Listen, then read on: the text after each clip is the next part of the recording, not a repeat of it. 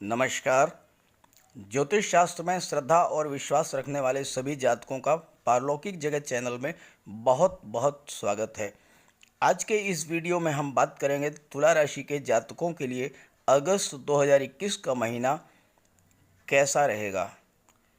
आपकी इनकम, आपके इन्वेस्टमेंट, आपका भाग्य, पुरुषार्थ, सुख, संतान, शिक्षा, रोग, शत्रु, इन सभी के बारे में चर्चा करेंगे। और सबसे बड़ी बात, आपकी कुंडली में अगस्त 2021 में एक बहुत ही विशिष्ट योग बन रहा है, जो कि बहुत ही दुर्लभ योग है और बहुत रेयर परिस्थितियों में बनता है, और वो है महाधनी योग। तो महाधनी योग पर विशेष चर्चा करेंगे। चलिए वीडियो शुरू करते हैं। वीडियो अच्छा लगे तो अपने साथियों को ज़रूर शेयर कीजिएगा, ताकि वो भी इन ग्रह स्थितियों का, इस ग्रह गोचर का लाभ ले सकें और जीवन में उन्नति कर सकें, आगे बढ़ सकें। चलिए वीडियो शुरू करते हैं। तो ये है तुला राशि के जातकों की कुंडली। पहले ग्रह स्थितियों को समझते हैं।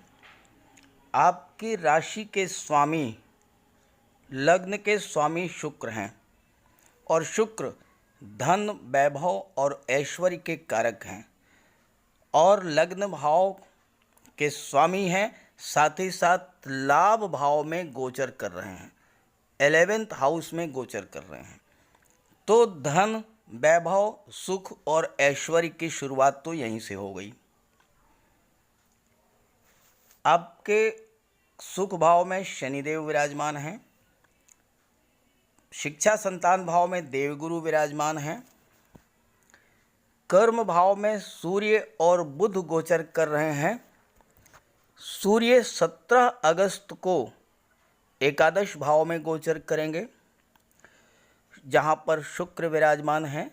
शुक्र 11 अगस्त को कुंडली के द्वादश भाव में गोचर करेंगे, और बुध 9 अगस्त को आपके कुंडली के आय भाव में गोचर करेंगे।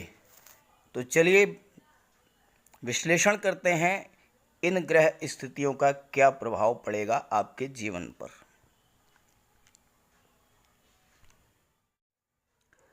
कुंडली के एकादश भाव से आपके लाभ, आपके इनकम का विचार किया जाता है।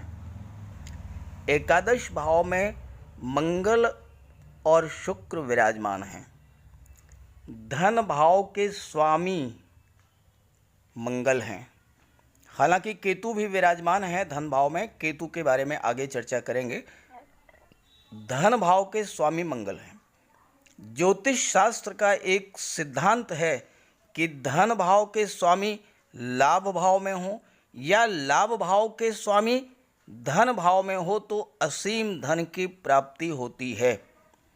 तो आप यहाँ देखिए कि धन भाव के जो स्वामी हैं वो लाभ भाव में गोचर कर रहे हैं। धन भाव के स्वामी मंगल लाभ भाव में 11th हाउस में गोचर कर रहे हैं। तो इस गोचर काल में आपको असीम धन की प्राप्ति होगी। दूसरी बात, लाभ भाव के स्वामी सूर्य हैं। सूर्य दशम भाव में गोचर कर रहे हैं, लेकिन 17 अगस्त को सूर्य जो हैं वो एकादश भाव में गोचर करेंगे, अपनी ही राशि में गोचर करेंगे, स्वराशि में गोचर करेंगे। तो सूर्य तो राजा हैं, मान सम्मान, धन, पद, प्रतिष्ठा सब कुछ आपको प्राप्त करा देंगे। जो जातक सरकारी नौकरी, गवर्नमेंट जॉब, प्रशासनिक सेवा, न्यायिक सेवा, कोर्ट कचहरी, इन सेवाओं से जुड़े हुए हैं, सूर्य का गोचर एकादश भाव में बहुत बड़ा उन्हें लाभ देने वाला है।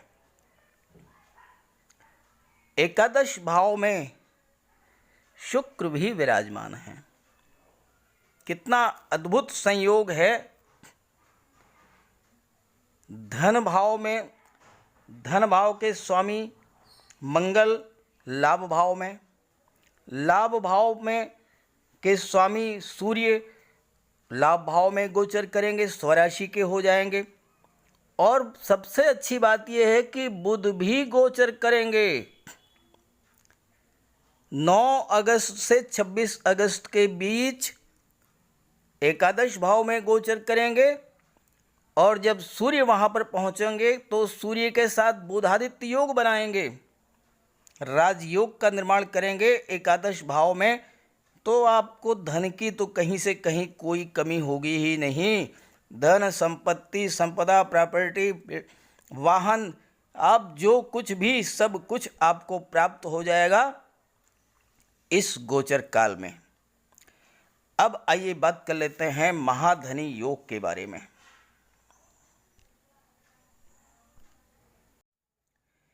किसी भी जातक की कुंडली में महाधनी योग तब बनता है जब देवगुरु पंचम भाव में विराजमान हो और बुध लग्न भाव में लाभ भाव में विराजमान हो, एकादश भाव में विराजमान हो। देवगुरु की सीधी दृष्टि जो है बुध पर पड़े तो महाधनी योग बनता है। हालांकि ये योग बहुत थोड़े समय के लिए बनेगा, लेकिन किस्मत को पलटने के लिए तो 1 सेकंड का समय काफ़ी होता है, 1 मिनट का समय काफ़ी होता है, और यहाँ तो पर्याप्त समय आपको मिल रहा है। बुध देव 9 अगस्त को गोचर कर जाएंगे लाभ भाव में, और जब 9 अगस्त को गोचर करेंगे और 26 अगस्त तक विराजमान रहेंगे कुंडली के लाभ भाव में, तो महाधनी योग बनेगा। 9 अगस्त से 26 अगस्त के बीच में महाधनी योग बनेगा। डेट्स आप नोट कर लीजिए। इन डेट्स में आप जो भी कार्य करेंगे उसमें आपको लाभ ही लाभ होगा। कहीं ना कहीं से आकस्मिक धन की प्राप्ति होगी, तिजोरी आपकी भरी रहेगी, खजाना भरा रहेगा, पैसे की कहीं से कहीं कोई आपको कमी नहीं होगी। आप जो चाहेंगे वो मिलेगा आपको, क्योंकि महाधनी योग बहुत ही दुर्लभ योग है, और किसी जातक की कुंडली में अगर बन जाए तो उसे जिंदगी भर पूरे जीवन धन की कमी नहीं होती है, पैसे की कमी नहीं होती है। वो तो सोने के कटोरे में खीर खाने वाला जातक होता है। ऐसा होता है महाधनी योग। और ये महाधनी योग आपकी कुंडली में 9 अगस्त से 26 अगस्त में के बीच बन रहा है। इस योग में आप जो कुछ भी इन्वेस्टमेंट करेंगे बहुत ही फ्रूटफुल होगा। 4 व्हीलर खरीद लीजिए, गोल्ड में निवेश कर दीजिए, प्रॉपर्टी में निवेश कर दीजिए, शेयर्स में निवेश कर दीजिए। जहाँ भी आप निवेश करेंगे वो बहुत ही फ्रूटफुल होगा। 2 टाइम्स, 4 टाइम्स, 10 टाइम्स हो करके आपको रिटर्न मिलेगा। डेट्स आप नोट कर लीजिए, 9 अगस्त से 26 अगस्त के बीच में। अब आइए बात कर लेते हैं शनिदेव के बारे में, जो कि आपकी कुंडली के सुख भाव में गोचर कर रहे हैं और वक्री अवस्था में हैं। शनिदेव भी बहुत बड़ा कमाल का फल देने वाले हैं आपको। शनिदेव आपकी कुंडली के सुख भाव में गोचर कर रहे हैं। शनिदेव पूर्ण बल के साथ गोचर कर रहे हैं, वक्री अवस्था में गोचर कर रहे हैं, और शनिदेव तुला राशि में सर्वाधिक योग कारक ग्रह माने जाते हैं। तुला राशि के जातकों के लिए शनिदेव सर्वाधिक योग कारक ग्रह होते हैं। अच्छे अंश बल के साथ विराजमान हैं, सब कुछ देने वाले हैं। सुख भाव में है तो हर तरह के सुखों को उपलब्ध करा देंगे आपको। धन दौलत, गाड़ी बंगला, नौकर चाकर, जमीन जायदाद, प्रॉपर्टी, सब कुछ शनिदेव की कृपा से आपको मिलेगा। शुक्र की मूल त्रिकोण राशि है तुला और लग्न भाव के स्वामी हैं शुक्र।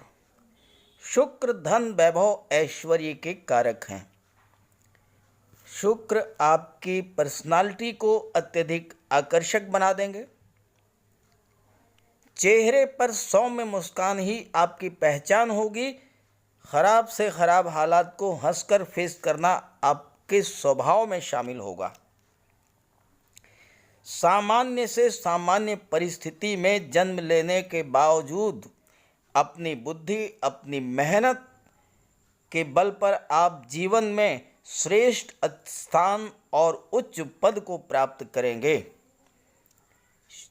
शुक्र आपकी कल्पना शक्ति को बहुत ही तीव्र कर देते हैं और ऐसे जातक अच्छे लेखक, अच्छे व्यापारी, अच्छे नेता, अच्छे सिंगर, अच्छे डांसर और फिल्म इंडस्ट्री से जुड़े हुए जितने भी कार्यों में लोग लगे हुए हैं वो सब शुक्र के कारण ही धन, संपत्ति, ऐश्वर्य, सुख, वैभव सब कुछ प्राप्त करते हैं।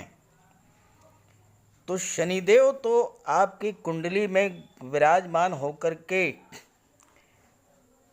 बहुत बड़ा लाभ आपको दे रहे हैं। हर तरह से आपके सुखों में वृद्धि करने वाले हैं। अब बात कर लें आपके संतान और शिक्षा के भाव के बारे में। संतान और शिक्षा के भाव में देवगुरु विराजमान हैं, वक्री अवस्था में हैं, अत्यंत शुभ फल प्रदान करने वाले हैं। अगर आप नवविवाहित हैं तो संतान प्राप्ति का इससे बेहतर योग नहीं मिलेगा। अगर अविवाहित हैं तो विवाह का बहुत अच्छा योग है। संतान पक्ष से बहुत अच्छे शुभ समाचार आपको प्राप्त होंगे।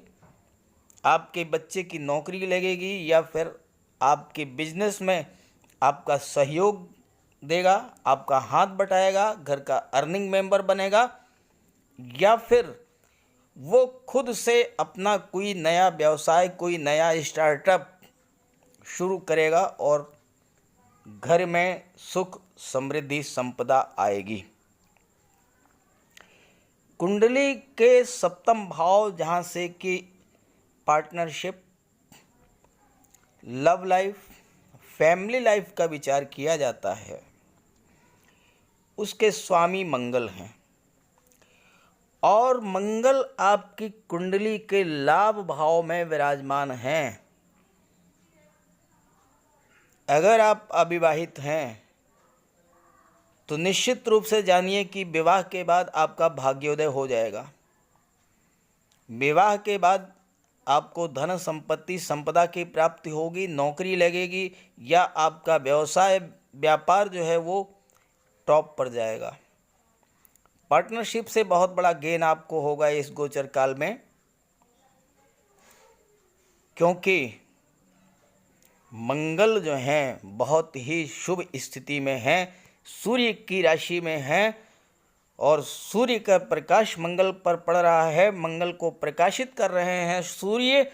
तो जिन जिन भावों के स्वामी हैं, धन भाव के और परिवार भाव के, इन दोनों ही भावों को मंगल प्रकाशित करके रख देंगे। बहुत ही शुभ और श्रेष्ठ फल देंगे इस गोचर काल में।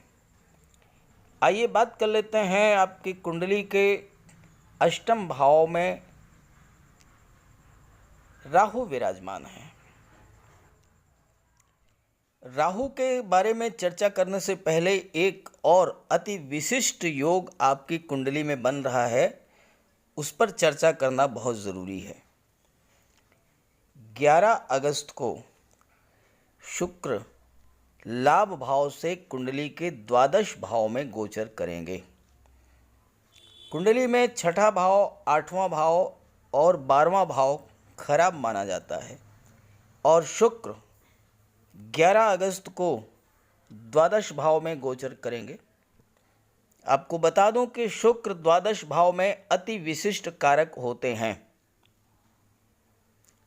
द्वादश भाव खर्चों का है, विदेश का है, विदेश यात्राओं का है, विदेशों से धन का है, ज्योतिष, तंत्र मंत्र, जेल और अस्पताल का है।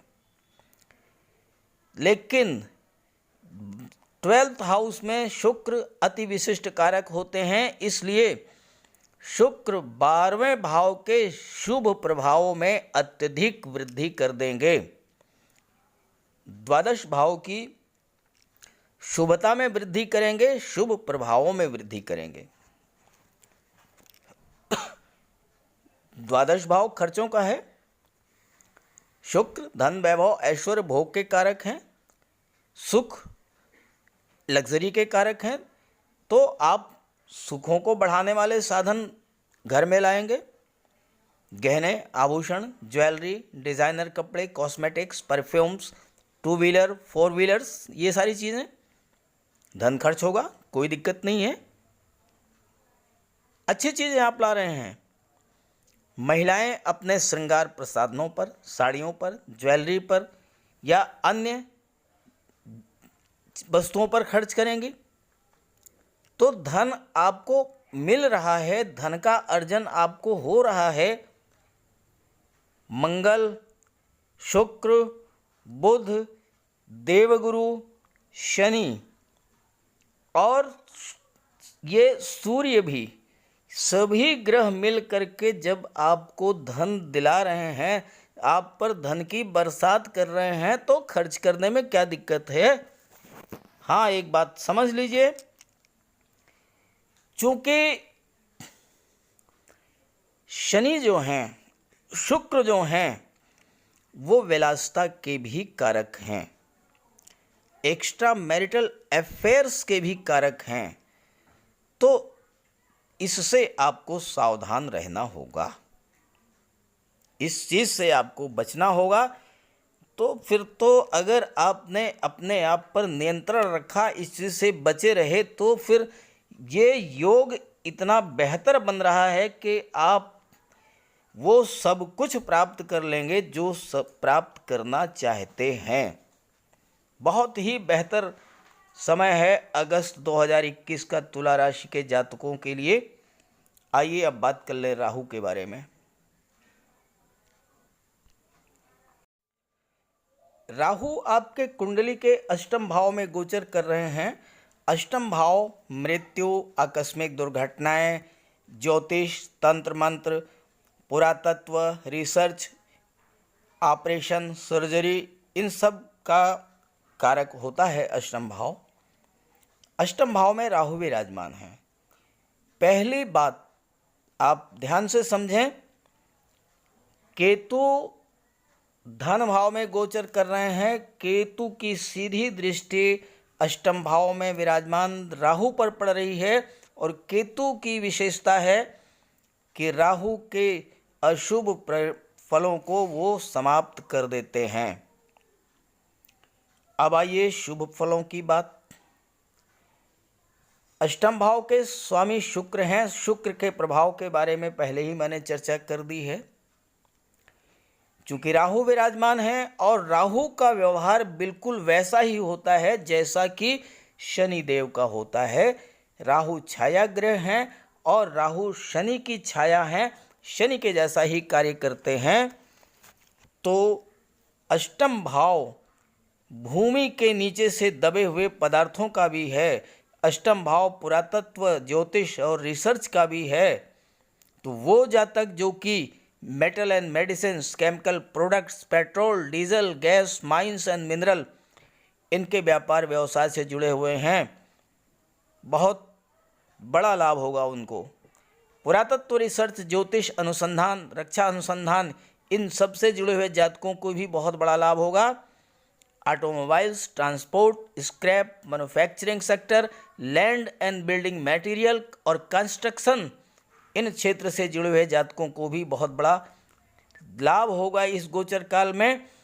जो वैज्ञानिक हैं, डॉक्टर हैं, सर्जन हैं, या रिसर्च से जुड़े हुए हैं, या जो लोग फोर्स में हैं, सेना में हैं, नौसेना में हैं, वायुसेना में हैं, पुलिस की सेवाओं से जुड़े हुए हैं, para military forces, ITBP, BSF, CISF, इन सब में जो जुड़े हुए हैं, इन सब में जो कार्य कर रहे हैं, उन सभी जातकों को इस गोचर काल में बहुत बड़ा लाभ होने वाला है।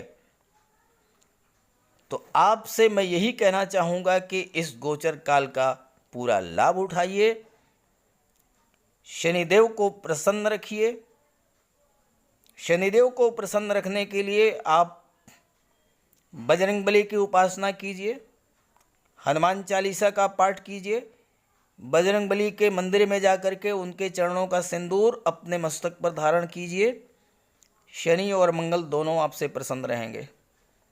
और शनि को प्रसन्न करने के लिए आप गरीब, लाचार, असहाय, मजलूम इन लोगों की मदद कीजिए, आर्थिक रूप से नहीं तो अपने मानसिक क्षमता का, अपने संपर्कों का प्रयोग करके शासन प्रशासन से इनका कोई काम रुका हो वो करवा दीजिए, शासन की कोई गवर्नमेंट की स्कीम्स हैं उसका लाभ दिलवा दीजिए। शनि आपसे प्रसन्न रहेंगे। देवगुरु तो बहुत ही सौम्य ग्रह हैं। देवगुरु के लिए तो आप विष्णु भगवान की पूजा कीजिए, घर में एक केले का वृक्ष लगा लीजिए और मस्तक पर केसर का तिलक धारण कीजिए। गुरुवार के दिन पानी में आधा चम्मच हल्दी डाल करके स्नान करिए। और बुध और गुरु मिलकर के महाधनी योग बना रहे हैं। तो एक बात मेरी आप नोट कर लीजिए, किसी भी शुभ कार्य के लिए, आप किसी बिजनेस डील के लिए जा रहे हैं, आप एग्ज़ाम में अपीयर होने जा रहे हैं, आप इंटरव्यू देने जा रहे हैं, या और किसी शुभ कार्य के लिए जा रहे हैं, जाने से पहले किसी भी कन्या को कोई उपहार, थोड़े पैसे दे दीजिए, कपड़े दे दीजिए, मिठाई दे दीजिए, कुछ भी दे दीजिए, आशीर्वाद प्राप्त कर लें। आप लिख लीजिए, आप जिस कार्य के लिए जा रहे हैं 100% आपको सफलता मिलेगी। सभी ग्रहों की शुभ दृष्टि, कृपा दृष्टि आप पर बनी रहे। इसी भावना के साथ आप सभी का बहुत बहुत धन्यवाद। नमस्कार।